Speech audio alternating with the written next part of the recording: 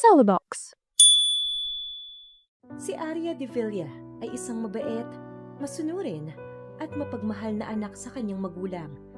Kahit palabis na ang pang-aalipusta nito sa kanya, marami pa rin siyang paraan para mahalin ang kanyang ina at lola. Nandito po ako, nagsasampay lang po ng mga damit natin sa likod. Rinig ko naman po kayo, wag po kayong mag-alala. Sa kabilang banda, andoon naman si Donnie, ang masunurin at tahimik na anak-anaka ni Christine. Sobrang gwapo niya, crush na nga agad siya ni Arya. Miss, bago ka lang dito. Ngayon lang kita nakita eh. May pag-ibig din kayang mabuo sa dalawang taong pinagtagpo ng tadhana, kahit na may kakaiba sa kanilang dalawa. Ating tunghayan ang isa na namang kwento ng pag-ibig na inihahandog ng Inday Siren.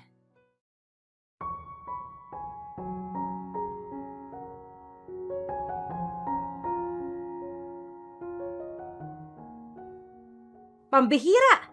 Ang alat ng bentahan ng sabon at lotion ngayon. Nagbabahay-bahay na ako pero wala masyadong bumibili sa akin. Yung iba, sinasabi pa na baka nahawa sila ng sakit ni Arya. Kahit kailan talaga, ay salot yung anak mo sa atin eh.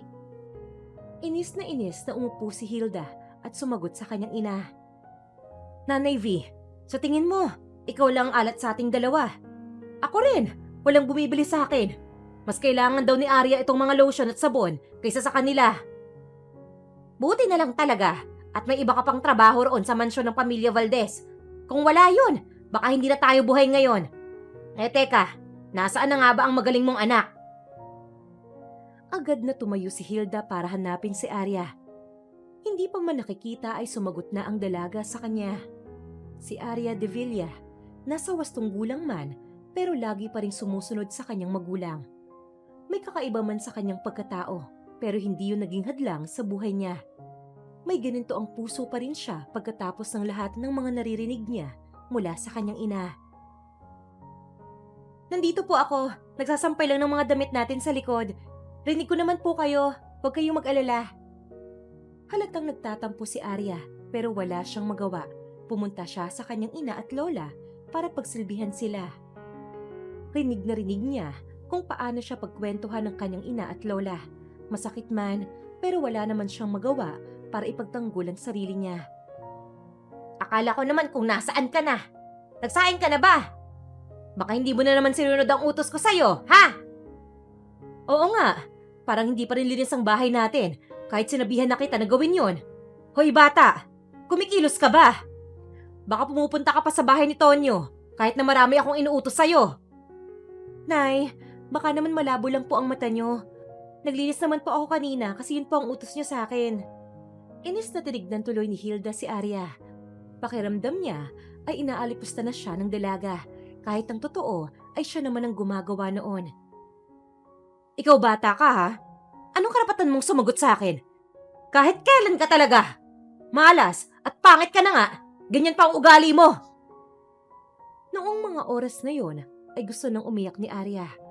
Medyo masakit na kasi sa kanya ang mga salitang binabato ni Hilda. Pero wala siyang magawa. Kailangan niyang respetuhin si Hilda dahil siya ang nakakatanda. Huwag naman po kayo sanang ganyan sa akin, Nay. Ginagawa ko naman po lahat ng utos niyo eh. Kung ayaw niyo po ng mga ginagawa ko, kayo na lang po ang kumilos. Mahina man ang boses ni Arya, ay rinig na rinig pa rin siya ni Hilda. Galit na galit tuloy ito sa kanya. Ano ka mo? Ikaw talagang bata ka? Halika nga rito. Gusto mo yata talagang matamaan sa akin eh. Dahil sa galit ay hinawakan ni Hilda ang tenga ni Arya. Sobrang sakit naman ito para sa dalaga. Aray ko po, Nay! Masakit po! Yan ang nakukuha mo sa pagsagot mo sa akin. Hindi ka rin kakain ngayong araw. Bahala ka sa buhay mo! Pero Nay... Huwag ka kasing sasagot sa nanay mo. Alam mo namang galit na galit yan sa'yo eh.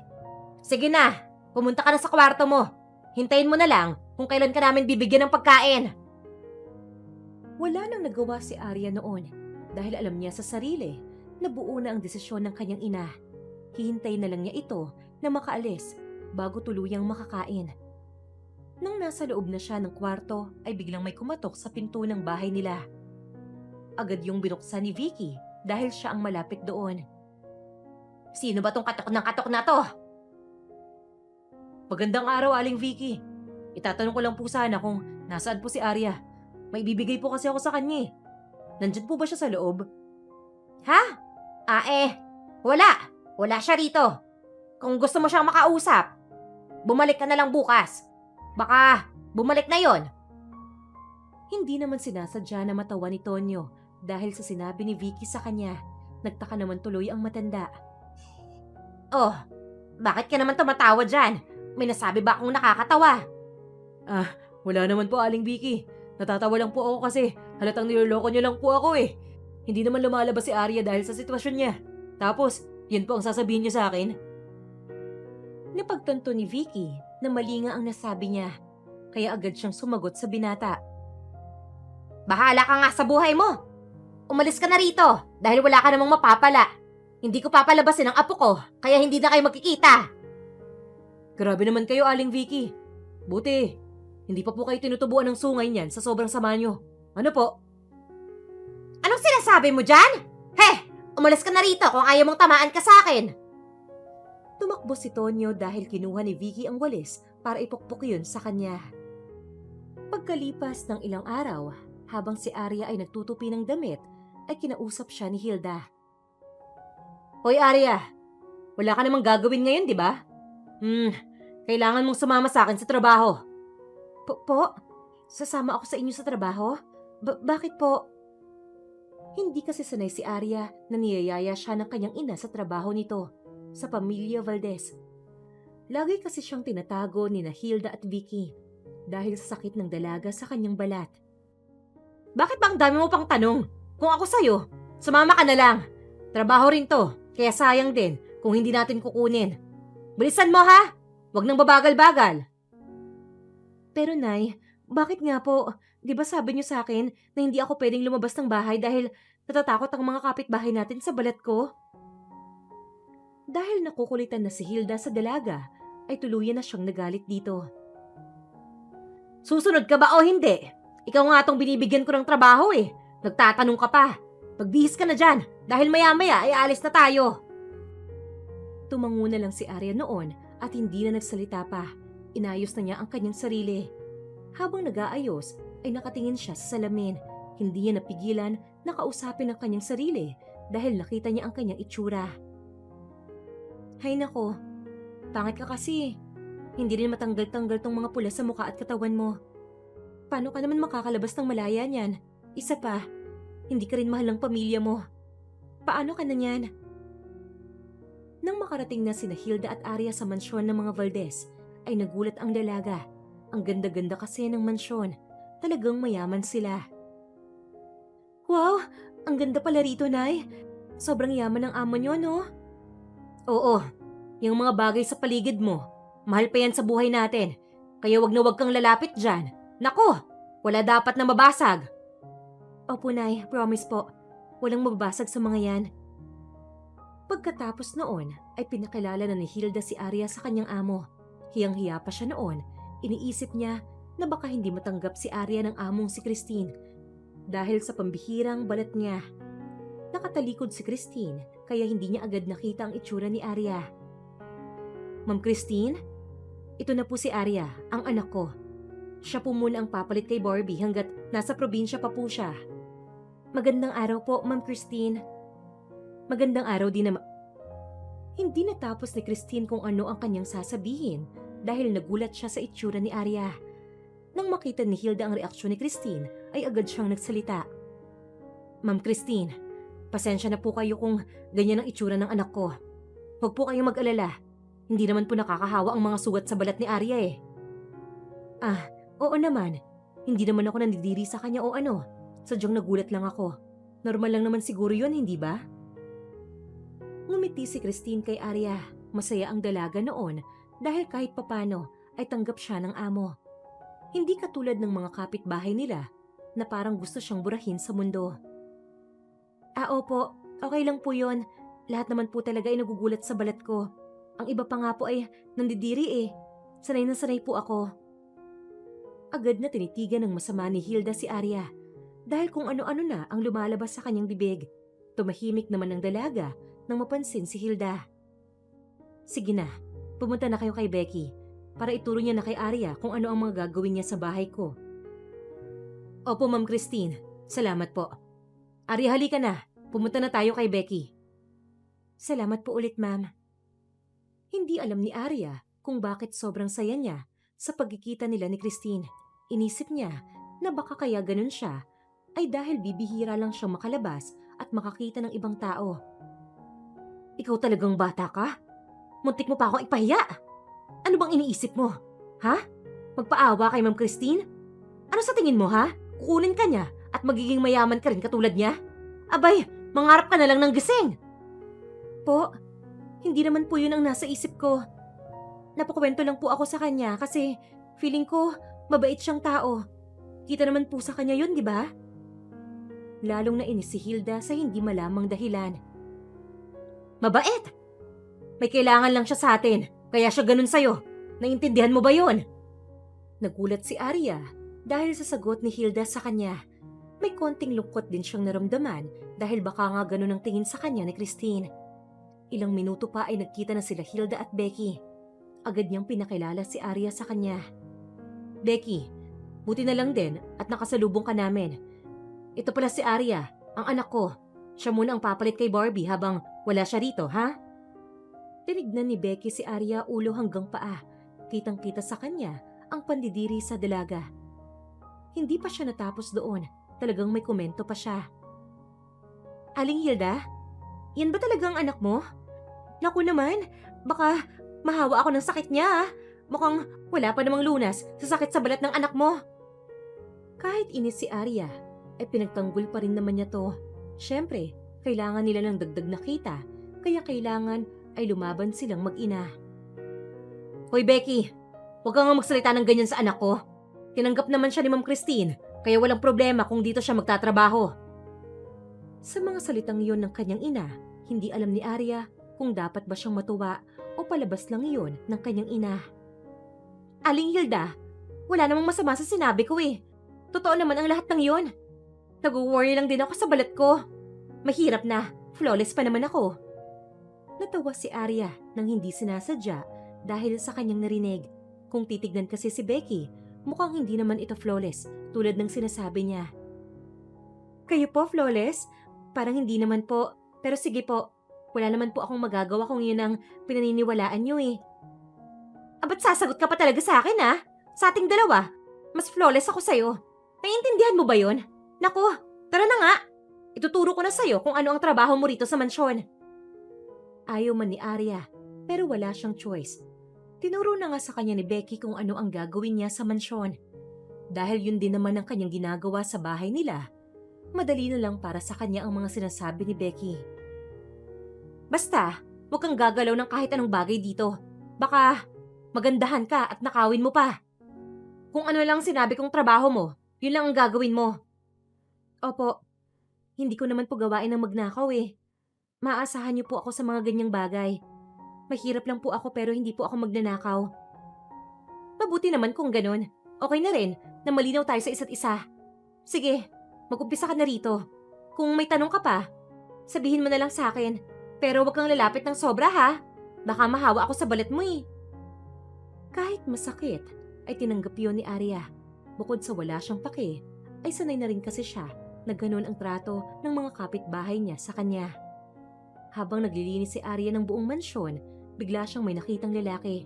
Nakaupo ito sa sala, may binabasa na libro habang nagkakape. Iyon si Donnie, ang anak-anakan ni Christine. May mga magaganda itong mata, makapal pero gwapong mga labi. Kung iisipin, para siyang isang lalaking manika sa sobrang kwagapuhan. Bigla tuloy siyang nahiya dahil sa nakita. Nagtago siya para hindi siya makita ng gwapong lalaki. Hoy! Anong tinitingin-tingin mo dyan? Maglinis ka na rito sa mansyon! Nakita ko lang po kasi yung lalaking yun. Pasensya na. Opo, ito na. Maglilinis na po ako. Agad na tinignan ni Becky kung saan nakaturo ang nguso ni Arya. Natawa na lang siya sa dalaga nang makita na si Donnie pala ang tinutukoy nito. Si Sir Donnie pala. Oo, gwapo talaga yan. Pero sa isang katulad mo, malabo siyang magkagusto. Huwag ka nang umasa sa kanya. Aling Becky, grabe ka naman. Agad sumagot si Becky kay Arya. Galit na galit. Aling Becky, seryoso ka ba? Batang-bata pa ako, no? Ang ganda-ganda ng itsura ko eh. Tapos Aling Becky ang tawag mo sa akin? Ikaw talaga? Pinapainit mo ang ulo ko. Ano po ba ang dapat na itawag ko sa'yo? Ate Becky? Lalong nainis si Becky dahil doon. Wala! Diyan ka na nga! Nangangati na ako eh, dahil nakita ko ang balat mo. Sige na, mag-aayos pa ako. Nagpatuloy na nga ang paglilinis ni Arya noon. Habang siya ay busy, biglang may nagsalita sa likod niya. Boses ng lalaki. Si Donnie, na mas gwapo pala sa malapitan. Mas lalo pa itong gumwapo dahil sa kanyang mga ngiti. Miss, bago ka lang dito. Ngayon lang kita nakita. Opo. Pero ilang araw pa lang po ako dito. Nasa probinsya raw po kasi yung isa niyong kasambahay eh. Kaya binigay mo na sa akin ng nanay ko ito bilang trabaho.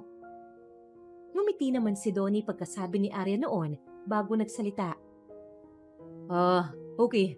Kaya pala hindi ko nakikita si Ate Barbie. Ikaw pala ang kapalit niya pansamantala. Okay, sige. Maglinis ka na lang dyan. Thanks sa pagsugot mo ng tanong ko. Naabala pa kita tuloy. Labis ang pagtataka ni Arya noon dahil hindi man lang nandiri o kahit anong negative reaction ang binigay sa kanya ni Donnie. Ngumiti pa ito sa kanya na para bang wala siyang sakit sa balat. Sir, ayos lang po ba kayo? May problema po yata kayo sa mata eh. Takang-taka si Donnie noon kaya agad niyang tinanong si Arya kung ano ang sinasabi niya. Wala naman akong problema sa mata ko ah. Anong ibig mong sabihin? Hindi kita maintindihan. Sir, hindi niyo po ba ako nakikita? Bulog po ba kayo? Kasi wala po kayong reaksyon sa balat ko eh. Hindi niyo po siguro nakikita ang kapangitan na taglay ko. Lalong nagtaka si Donnie sa kanyang narinig. Para kasi sa kanya, okay naman ang itsura ni Arya. Miss, ano ba nangyayari sa'yo? Okay lang ako, nakikita kita. Malinaw na malinaw nga eh. Baka ikaw ang may problema sa mata mo. Dahil doon, ay nanlaki ang mata ni Arya. Ibig sabihin, kitang-kita ni Donnie ang sakit niya sa balat, pero wala itong negatibong reaksyon sa dalaga. Ibig sabihin, okay lang po sa inyo kahit may ganito akong sakit? Hindi kayo nandidiri o kahit na ano? Basta, okay lang po kayo sa itsura ko? Oo, siguro. Wala naman kasi ako nakikitang mali sa itsura mo. Tao ka naman, hindi ba? Hindi ka naman siguro halimaw. Natawa na lang si Arya sa sinabi ni Donnie, pero hindi niya na yun pinahalata sa binata. Opo, hindi po ako halimaw no. Kaya lang, hindi po ako sanay na hindi nandidiri sa akin ang tao. Bukod po kasi sa kaibigan kong si Tonyo, wala na pong taong tumatanggap sa akin. Nakaramdam ng awa si Donnie kay Arya noon, kaya kinausap niya ito ng masinsinan. Wala naman kasing issue talaga kung ano man ang itsura ng dalaga sa harapan niya. Para sa akin, tanggap din kita. Tulad ng pagtanggap sa'yo ng kaibigan mong si Tonyo. Wala naman sa akin kung ganyan ka eh. Ang importante, wala kang sinasaktan na kahit na sino. Hindi alam ni Arya kung bakit may kung anong kuryente ang pumasok sa kanyang katawan. Siguro, dahil na rin bago yon sa kanyang pandinig. Matagal na kasi simula nung huling beses na may tumanggap sa kanya. Si Tonyo yun. Bata pa lang sila ay tanggap na niya si Arya kahit pa lumalayo siya rito. Salamat po kung ganun. Tama naman po kayo hanggat wala po akong tinatapakan na kahit na sino. Hindi ako dapat matakot. Saka, hindi naman po ito nakakahawa eh. Oh, yun naman pala eh.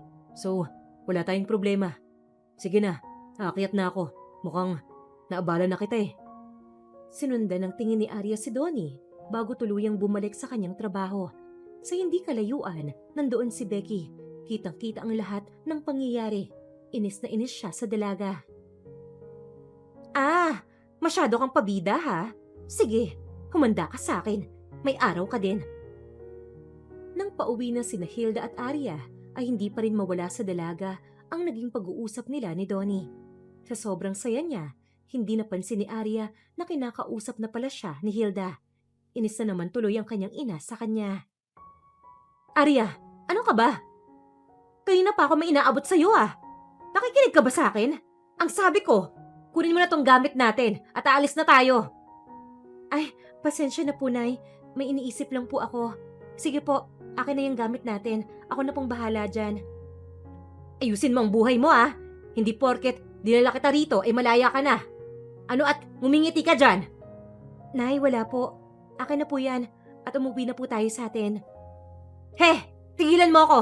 Sinabi sa akin ni Becky kung anong nangyari kanina. Huwag na huwag mong iisipin na magiging okay kayo ni Sir Donnie dahil malabong mangyari yon. Gusto pa sanang sumagot ni Arya noon pero hindi na lang niya ginawa. Tama naman kasi ang kanyang ina. Walang pupuntahan kung magkakaroon siya ng crush kay Donnie.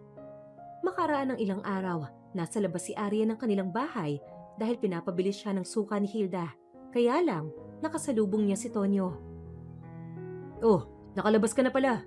Buti naman, akala ko, ikukulong ka na talaga ng nanay at lola mo eh. Kamusta ka na?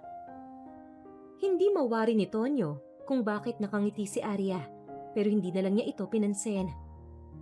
Ito, okay naman. Pinapapasok ako bilang kasambahay ni nanay sa pamilya Valdez. Kailangan daw kasi nila eh. Hindi ko lang alam kung papapasukin ulit ako ni Ma'am Christine kasi hindi pa naman namin tapos linisin yung buong mansyon eh. Ganun ba? Ayos yan. Masaya ako na marinig na nakakalabas ka ulit. Sa puso mo, kamusta naman ba? May nilalaman na ba yan? Nahihiya pa si Tonyo na itanong yun sa dalaga.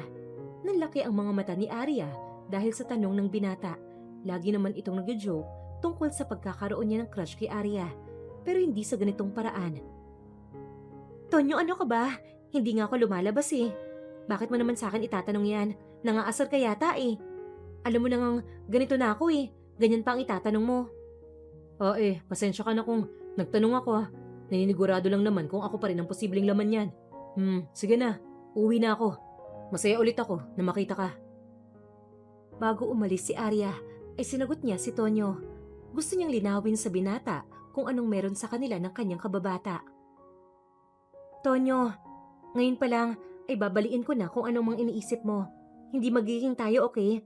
Tanggap ko na sa sarili ko na walang magkakagusto sa akin na kahit na sino. Hindi ako. Natigil sa pagsasalita si Arya dahil sumagot agad si Tonyo sa kanya. Arya, kung walang nagkakagusto sa'yo, hindi ba't sa'yo na yun para piliin mo ko? Kasi ako, gusto kita.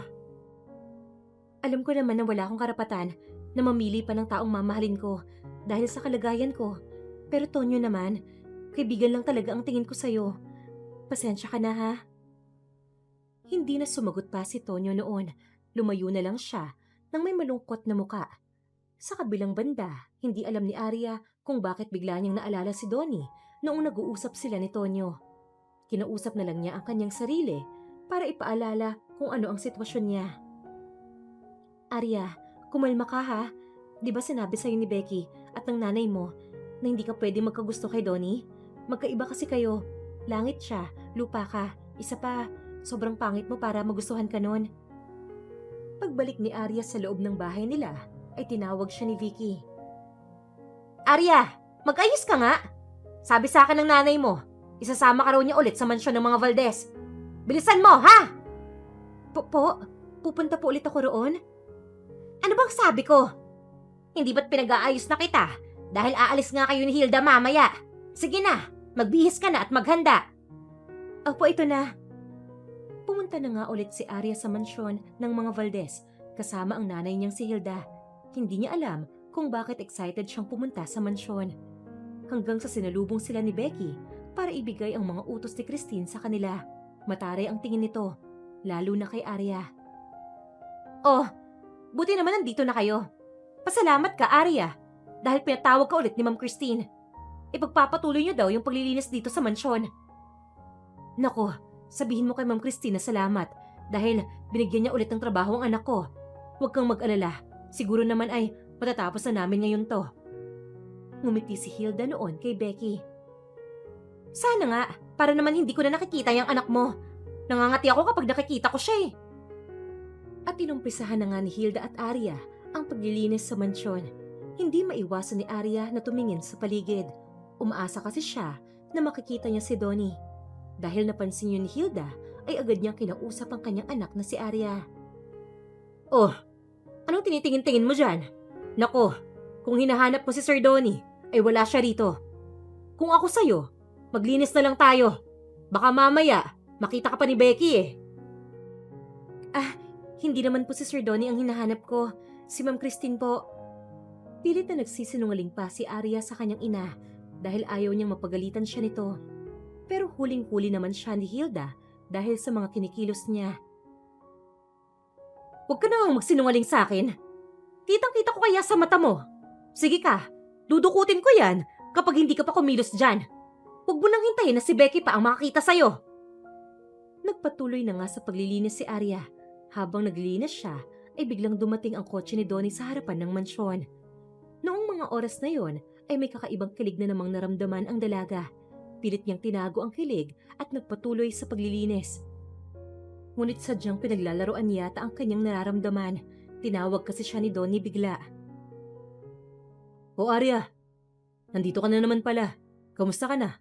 Medyo matagal na, bago kita ulit nakita. Hiyang-hiya na sumagot si Arya sa binata. Ilang araw lang naman po, Sir Donnie. Ikaw po, kamusta na po kayo? Mukhang galing po kayo sa date ah. Ang ganda po kasing tignan ng suot niyo eh. Dahil sa sinabi ni Arya, ay napatawa na lang si Donnie bago sumagot. Date? Ano bang sinasabi mo? Galing ako sa meeting. Grabe, ang sakit nga ng ulo ko eh. Eh kung ganun po, magpahinga na po kayo sa kwarto nyo. Nagpaluto pa lang po si nanay ng tanghalian eh. Mamaya po, tatawagin ko na lang po kayo kapag luto na ang ulam. Sige, walang problema. Hihintayin ko na lang na tawagin mo ko. Kailangan ko rin kasi talaga magpahinga eh.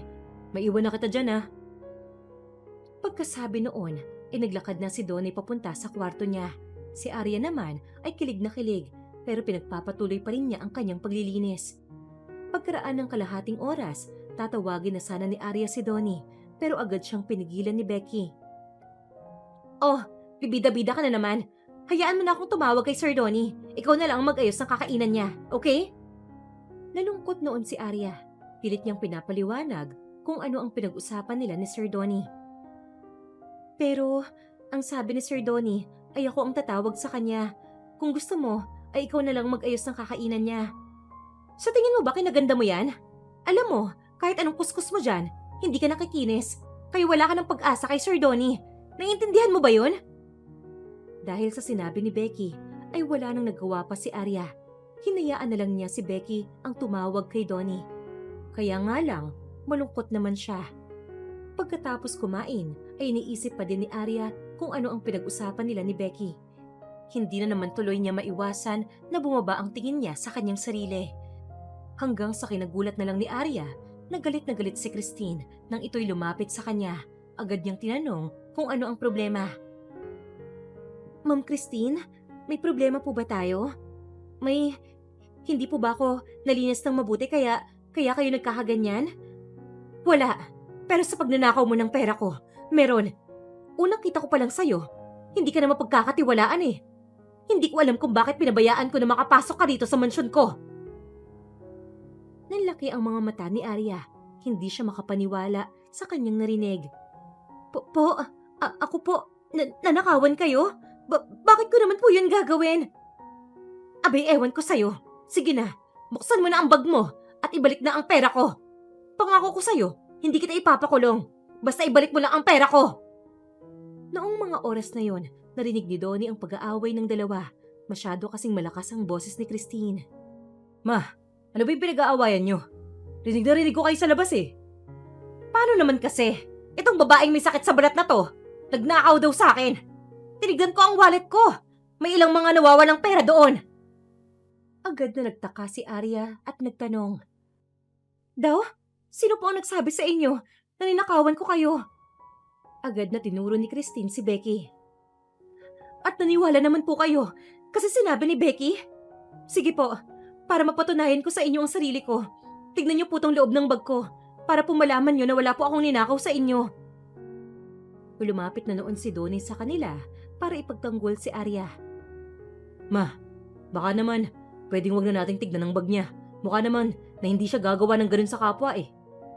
Hindi, ginusto niya to eh. Ipakita niya talaga sa atin na hindi siya magnanakaw. Sige, buksan mo na ang bag mo. At binuksan na nga ni Arya ang kanyang bag. Nakatingin sina Hilda at Becky noon sa kanila. Hinihintay kung may ninakaw ba talaga ang dalaga o wala. Hayaan mo siya, Sir Donnie. Wala naman talagang makikita si Ma'am Christine sa bag ko eh. Mapapagod lang siya kakatingin dyan. Hinalughog na ni Christine ang bag ni Arya at wala siyang nakita na kahit anong pera rito. Pero nanlaki ang mga mata niya dahil sa isang pamilyar na picture sa wallet ni Arya. Sabi ko na sa iyo eh, Sir Donnie, walang makikita. Natigilan si Arya dahil nakita niyang tinitignan ni Christine ang pila sa baby picture. Mrs. Valdez, huwag niyo pong sabihin na pati yung baby picture ay ninakaw ko rin sa inyo. Aba, ako na po yan. Pilas nga lang. Ikaw to? Sa tonong yun ni Christine ay halatang hindi siya makapaniwala. Opo, ako nga po yan. Pero baby pa po ako niyan eh at maganda pa. Ibang-iba na po ang itsura ko ngayon kaysa noong baby pa ako. Teka lang, may gusto akong ipakita sa'yo. Titignan ko rin kung mabubuo tong picture. Kabadong pumunta si Christine sa isang box at may kinuhang picture doon. Hindi naman makapaniwala ang lahat sa kanilang narinig. Pagbalik ni Christine, dala na niya ang isang pilas din na picture at dahan-dahan niyang binuo ang isang masaya palang family picture. Ano pong ibig sabihin yan? Bakit nabuo yung family picture? Ibig po bang sabihin? Anak niyo po ako?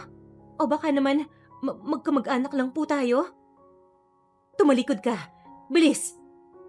Agad yung ginawa ni Arya kahit hindi niya maintindihan kung bakit pinapagawa yun ni Christine sa kanya. Kitang-kita ni Christine ang paru-paro sa likod ng dalaga. Doon na niya nakumpirma na anak niya talaga si Arya. Alalang-alala niya kasi ang paru-parong birthmark na yon sa anak niya. Ah!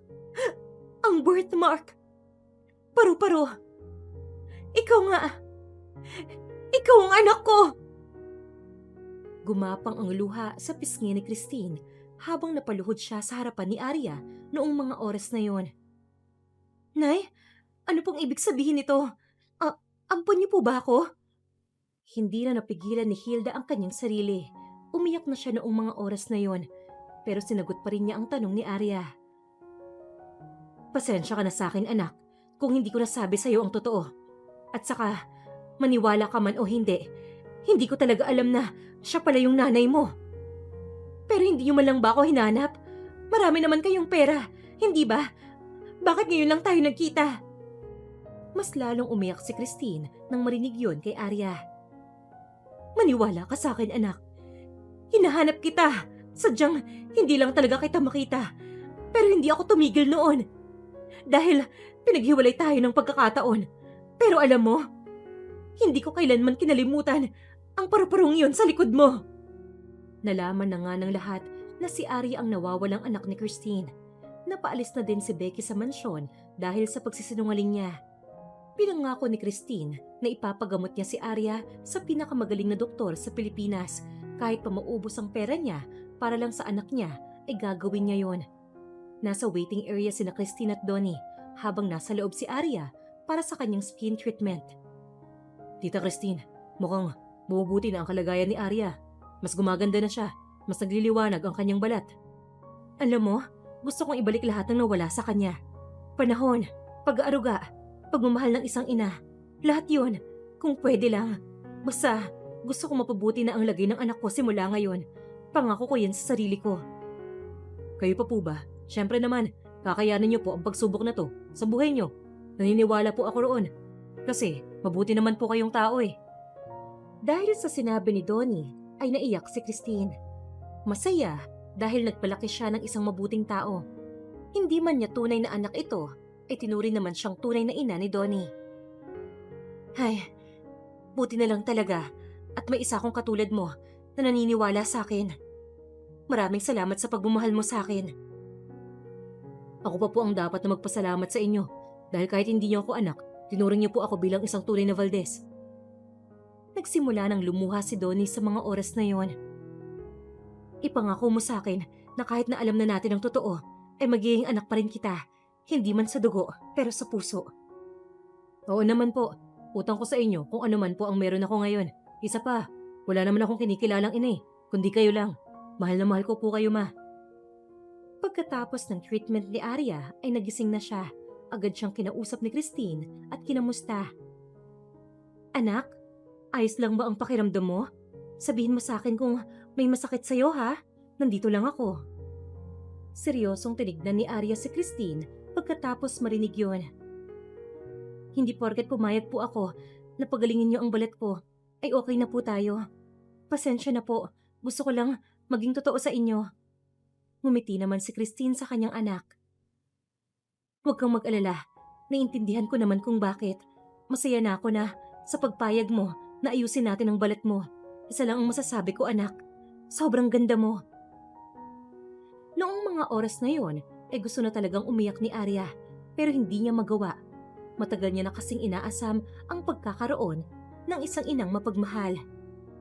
Dumaan ang mga araw at naging tagabantay ni Arya si Donnie sa ospital.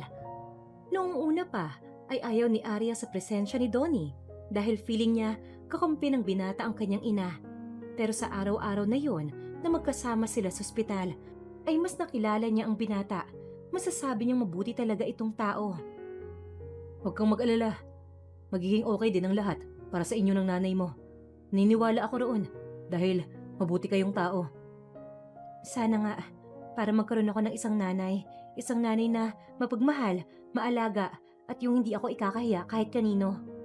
Basta ako, nandito lang ako para sa'yo, okay? Noong mga oras na yon ay hindi alam ni Arya kung kikiligin ba siya o mahihiya dahil sa sinabi ni Donnie.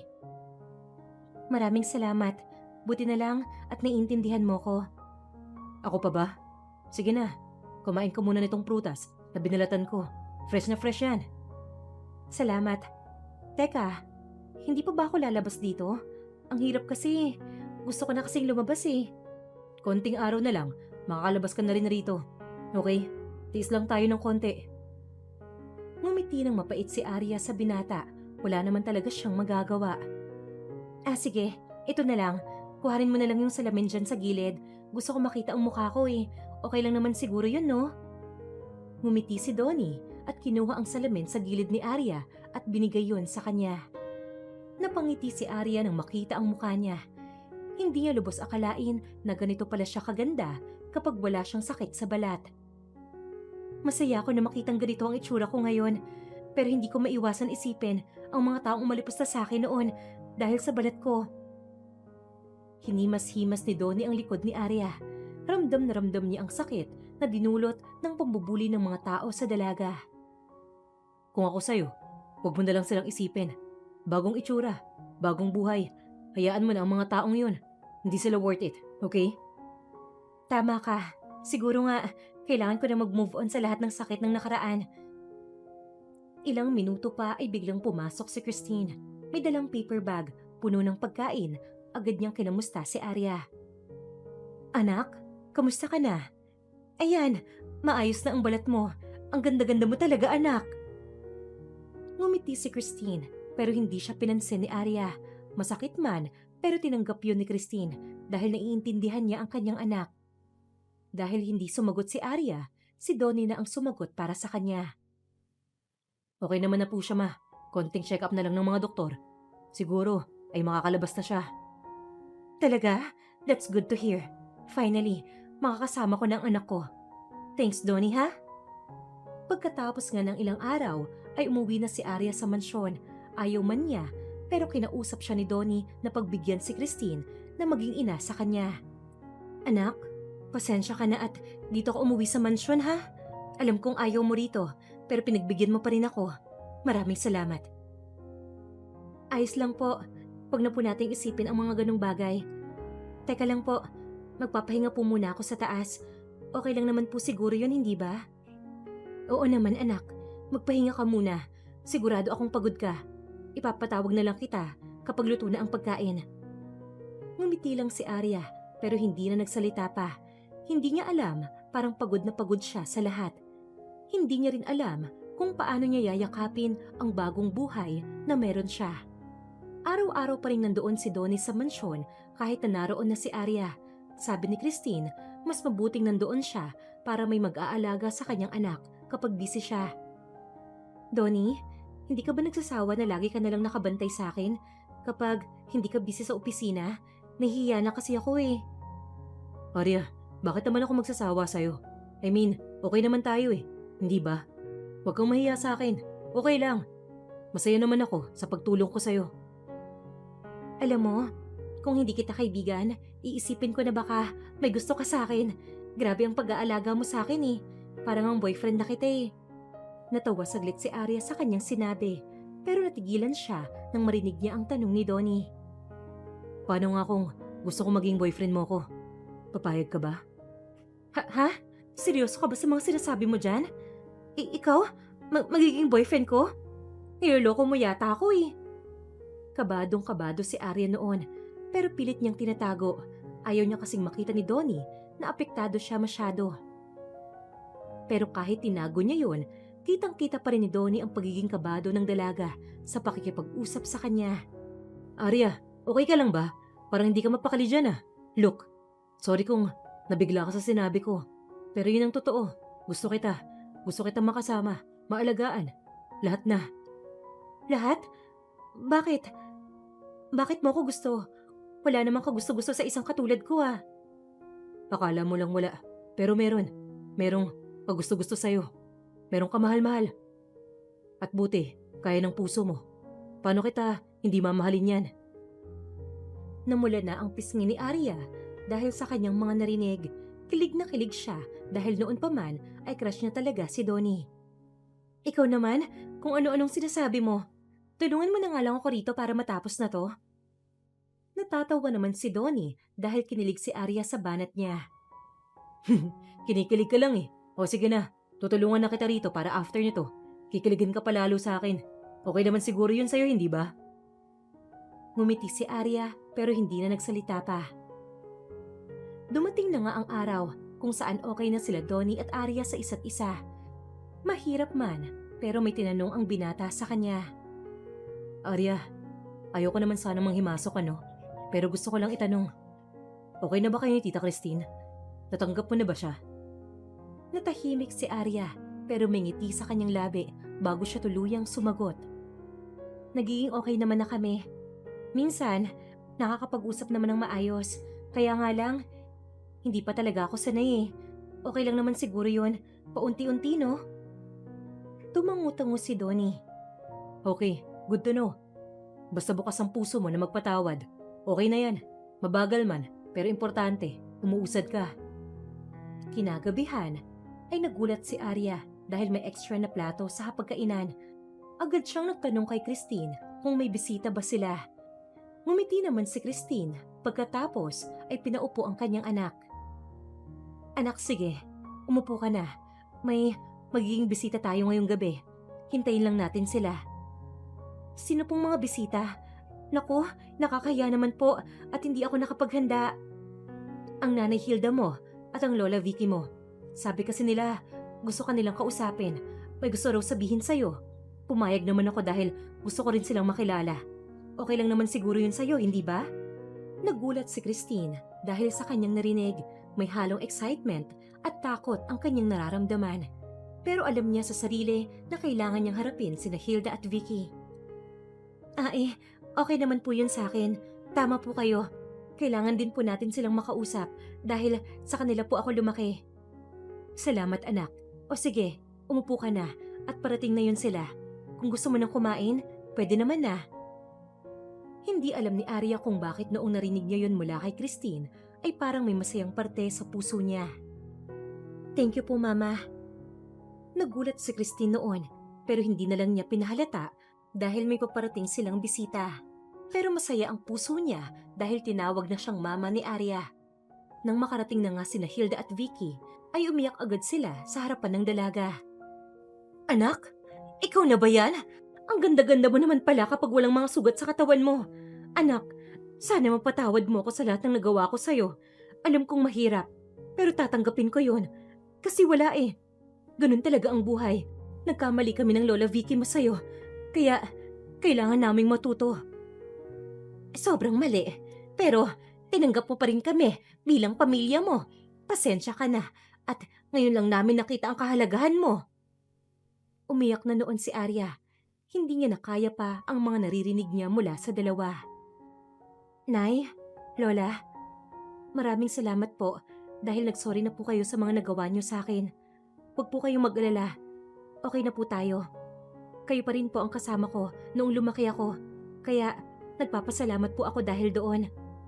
Pinatawad na ni Ari ang dalawa sa mga kasalanan nila. Masaya siya na nakita ng dalawa ang kahalagahan niya. Apo, maging mabait ka sa tunay mong ina ha. Mahalin mo siya ng buo, tulad ng pagmamahal mo para sa amin. Pero, hindi ka kasi namin pinapahalagahan, kaya wala kaming deserve na pagpapatawad mula sa'yo. Sorry talaga sa nagawa namin, Arya. Noong mga oras na yon ay naiiyak na si Arya, pero pilit niyang pinipigilan. Ano ba naman kayo, Lola? Wala na po sa akin ang lahat ng yon. Magbagong buhay na po tayong lahat.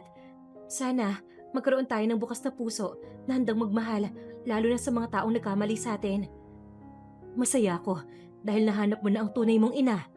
Ibigay mo sa kanya ang pagmamahal na hindi mo na ibigay sa akin. Nagyakapan sila, pati si Christine ay naiyak na dahil sa kanyang narinig. Tanggap niya rin ang sorry ng dalawa kay Arya. Makaraan ng ilang araw, kinausap na ni Christine si Arya tungkol sa relasyon nila bilang mag-ina. Anak, gusto ko lang itanong yung tungkol sa nangyari noong isang araw. Nung tinawag mo kong mama, totoo ba yun? O namali lang ako ng rinig? Ngumiti si Arya noon. Mama, hindi ka po namali ng rinig doon. Totoo po, tinatawag ko na po kayong mama. Dahil sa sobrang saya ni Christine, ay hindi niya napigilan na yakapin ang kanyang anak. Iyak siya ng iyak noon. Seryoso ka ba, anak? Tinatanggap mo na talaga ako? Diyos ko, hindi ko alam kung gaano ako kasaya sa sinabi mo. Mahal na mahal kita, anak. Mahal na mahal din po kita. Pasensya na po kung ngayon lang kita natanggap, ha? Ganun po siguro talaga, no? Kailangan natin ng proseso, tulad po ng pagmamahal ko kay... Natigilan si Arya dahil sa sinabi niya. Hindi na niya naituloy pa ang kanyang pagkukwento. Nakaramdam siya ng hiya sa kanyang ina. Anong sinabi mo, anak? Pagmamahal mo kamo kanino? Sige na, sabihin mo na sa akin kung ano yung kinukwento mo. Tungkol po yun kay Donnie, Mama. Mahal po namin ang isa't isa. Siguro naman po, okay lang po yun sa inyo, di ba? Hindi nyo naman po anak si Donnie talaga? Nagulat man, pero expected na ni Christine na mangyayari yun sa dalawa. Single naman sila pareho.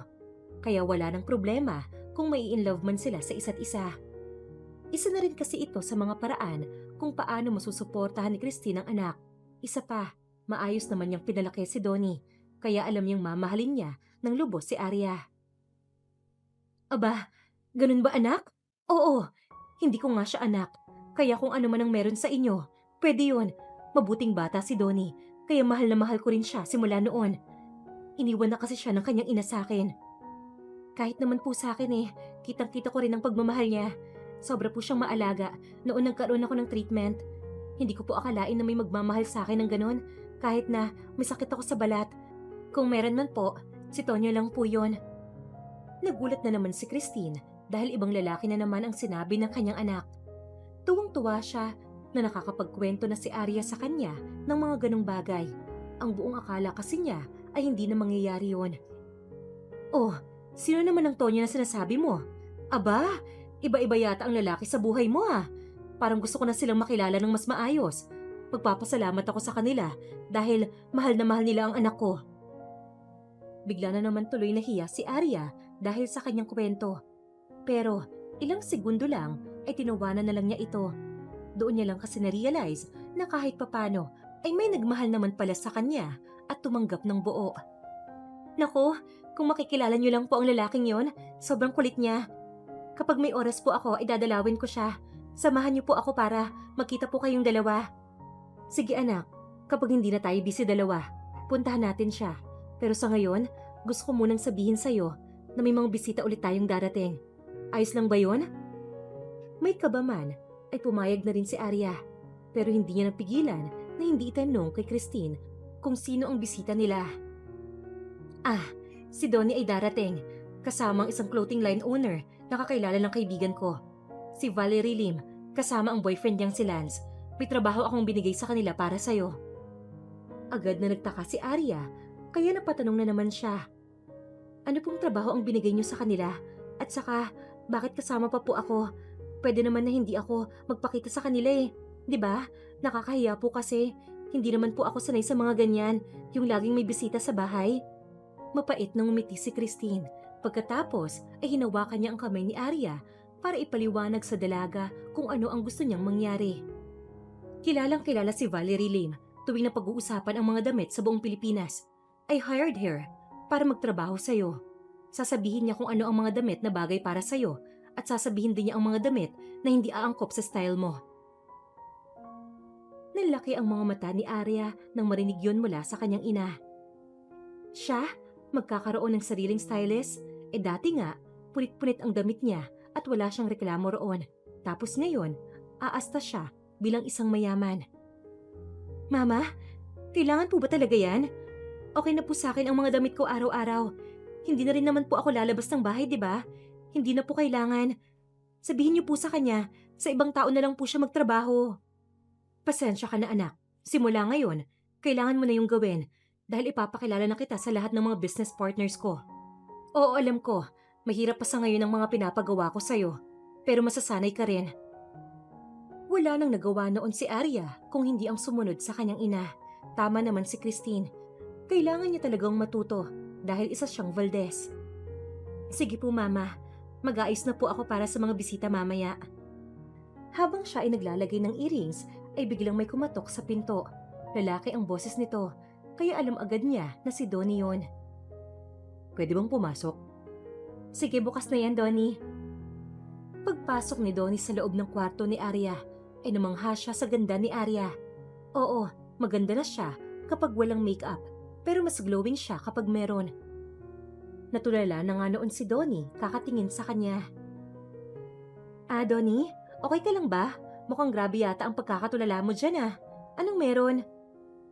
Nakita pa ni Donnie ang ngiti ni Arya, kaya lalo itong nabighani sa dalaga. Paano hindi ka naman kasi matutulala sa isang babaeng kasing ganda mo? Tignan mo, bagay na bagay ang makeup sa mukha mo. Ang ganda rin ng mga mata mo. Basta, lahat ay maganda sa'yo, Arya.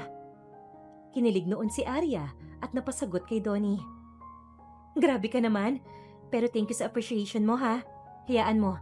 Bagay tayo kasi maganda ako tapos gwapo ka. Nanlaki ang mga mata ni Donnie noon dahil hindi niya in-expect na magiging ganon ang banat ni Arya sa kanya. Hindi niya tuloy maiwasang hindi kiligin. Wow, grabe ang mga banat mo sa akin ngayon Kilig na kilig ako. Ibig sabihin ba niyan, sinasagot mo na ako? Kumikinang pa ang mga mata ni Donnie noon, kaya natawa na lang din si Arya sa kanya. Sinasagot agad? Hindi ba pwedeng may gusto lang din ako sa'yo? Ikaw naman masyado mong pinapabilis ang lahat. Chill ka lang, darating tayo dyan, okay? Ngumiti si Donnie sa kanya, kilig na kilig pa rin sa mga sinasabi ni Arya. Naku, sige na nga, halika na at bumaba na tayo. Baka mamaya niyan ay makalimutan kong may party pala sa baba. Papagalitan pa ako ni Mama. Nandyan na sila Miss Valerie Lim at yung boyfriend niya, si Sir Lance. Alam mo ba, ang ganda at gwapo nila, bagay na bagay. Parang tayong dalawa lang. Natawa si Arya dahil sa sinabi ni Donnie sa kanya, pero kinabahan din siya dahil sa mga bisitang dumating. Oo na, sige na. Tara na, bumaba na tayo at siguradong hinahanap na tayo ni Mama at ng mga bisita. Pagbaba ni na Arya at Donnie ay gandang-ganda sa kanya si Valerie. Pinuri niya agad ito kahit pakakaupo lang ng dalaga. No joke, Arya. Gusto kong itanong sa'yo, kailangan mo pa ba ako? Kasi sobrang ganda mo na Kahit yata basahan lang ang isuot mo, ay hindi yun mapapansin dahil sa mukha mo sila nakatingin. Hiyang-hiya si Arya noon, pero sina Donnie at Christine ay tuwang-tuwa. Proud na proud sila kay Arya. Naku, Miss Valerie, grabe naman po kayo. Cute lang po siguro ako, pero maganda, hindi po. Naku, ang humble naman ng anak ko. Valerie, pasensya ka na Hindi talaga sanay yan sa ibang tao. Pero dahil nandyan ka na, sigurado ako magiging confident na siya dahil sa mga style ng damit na ibibigay mo sa kanya. Copy po, Ma'am Christine. Hindi ko po kayo bibiguin. Maraming salamat po talaga at sa akin kayo nagtiwala. Simula nga noon ay naging confident na si Arya na humarap sa maraming tao. Pinag-aral din kasi siya ni Christine ng mga courses kung saan natuto siyang mag-English at makihalubilo sa iba. Isang gabi, sa birthday party ni Arya, ay bigla na lang niyang hinila si Donnie dahil may importante daw itong sasabihin sa binata. Nagtataka man ay sumunod pa rin ito sa kanya. Hala, ano ba kasi yun? Masakit sa kamay todo hila ka na. Oo na, ito na nga. Sige, tumayo ka dyan sa gitna dahil may sasabihin ako sa'yo. Doon pa lang ay kinakabahan na si Donnie. Pero lamang pa rin ang kanyang excitement kaya hinahayaan na lang niya na magsalita si Arya. Nakatayo na ako sa gitna. Ano ba kasi talaga yun, Arya? Mukhang kahit ako ang may birthday, ay ikaw ang may regalo mula sa akin. Tumingin ka sa langit. May dadaan dyan. Basahin mo na lang. Yun ang sagot ko sa mahabang panahon mo na panliligaw sa akin. Agad na tumingala si Donnie at binasa ang malaking yes na balon na dumaan sa langit. Sa sobrang saya niya, ay bigla na lang niyang niyakap si Arya. Wala na siyang pakialam noon kung makita pa sila ng mga bisita. Ang importante sa kanya ay mahal na mahal siya ni Arya. Pasensya ka na kung hindi agad ako nakasagot sa panliligaw mo ha. Alam mo naman, kailangan ko pang mag-adjust sa buhay na meron ako ngayon. Pero alam mo, sa bawat araw na pinapakita mo sa akin na mahal mo ko, ay sobra kitang na-appreciate. Ano ka ba? Ayos lang naman sa akin yun dahil nakikita ko rin naman na mahal mo rin ako. Buti na lang talaga at naghintay ako. Hindi sumuko. Worth it ang lahat basta ikaw ang premyo. Mahal na mahal kita. Donnie, maraming salamat sa pagtanggap mo sa akin simula pa noong una. May kung anong meron sa balat ko noon pero hindi ka nandiri sa akin. Naging magkaibigan tayo kahit pulit-pulit ang damit ko. Kung babalikan ko yon, natatawa na lang ako. Maraming salamat din na kahit ilang beses ka mang matakot sa magiging relasyon natin, ay nilaban mo pa rin kung anong laman ng puso mo. Ang buong akala ko talaga ay si Tonyo ang sasagutin mo eh. Natawa naman si Arya noon dahil sa pasimpleng pagsiselos ni Donnie kay Tonyo. Agad niyang pinaramdam sa binata na hindi magiging hadlang ang kanilang relasyon. Uy, ikaw naman, nagsiselos ka agad kay Tonyo Alam mo, kahit anong paliligaw ang gawin sa akin noon, ay hindi ko siya sasagutin dahil para sa akin, kaibigan ko lang siya. Okay? At saka, ang huling balita ko ay may nililigawan na rin yon. Gusto ko nga makilala eh. Naninigurado lang ako. At saka 'di ba, ang sabi nila ay cute daw kapag nagsiselos ang lalaki. Bakit? Hindi ba ako cute sa paningin mo? Natawa na lang si Arya at hinawakan ang kamay ni Donnie nang marinig niya yon. Oo na, sige na. Cute na yung pagsiselos mo. Halika na nga sa loob at sabihin na natin kila mama na sinagot na kita. Sigurado akong matutuwa yon sa naging desisyon ko.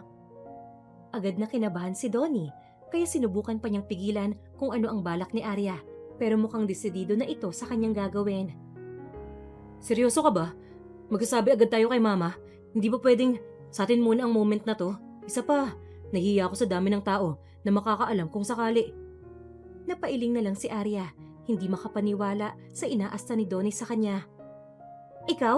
Si Donnie Manuel? Takot sa dami ng tao sa paligid niya? Hay nako, sa ating dalawa, masanay kang humarap sa dami ng tao katulad nito. Tapos sasabihin mo sa akin ngayon na natatakot kang sabihin sa lahat na tayo na? Bakit? May tinataguan ka ba? May ibang babae ka siguro, no? Si Donnie naman ang napailing noong mga oras na yon. Sa totoo niyan ay hindi naman talaga nagdududa si Arya sa kanya. Tinignan niya lang talaga ang reaksyon nito tungkol sa sinabi niya.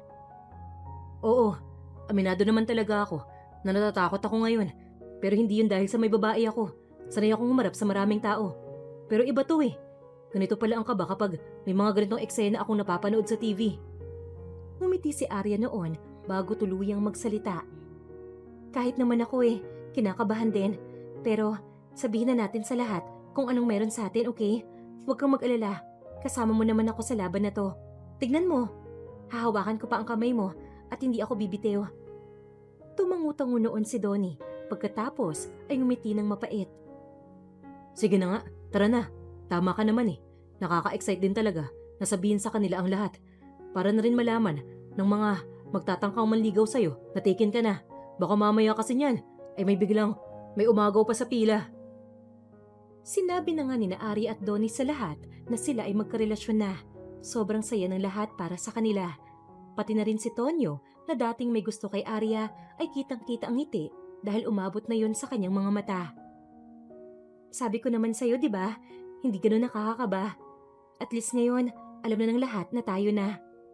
Oo nga eh. Basta nasa tabi kita, hindi ako kinakabahan. Mahal na mahal kita, Arya. Lagi mong tatandaan yan. Mahal na mahal din kita, Donnie.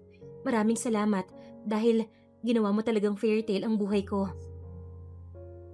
Ang tunay na kagandahan ay hindi nasusukat sa panlabas na anyo, kundi sa kabutihan ng puso. Hindi hadlang ang pagkakaroon ng sakit sa balat upang magmahal at mahalin. Higit na mahalaga ang pagkatao ng isang tao kaysa sa kanyang itsura. Hindi rin tama ang manghusga o manghamak ng kapwa, lalo na kung sila ay may pinagdadaanan na karamdaman. Ang bawat isa ay may dignidad at karapatang igalang, anuman ang kanilang kalagayan.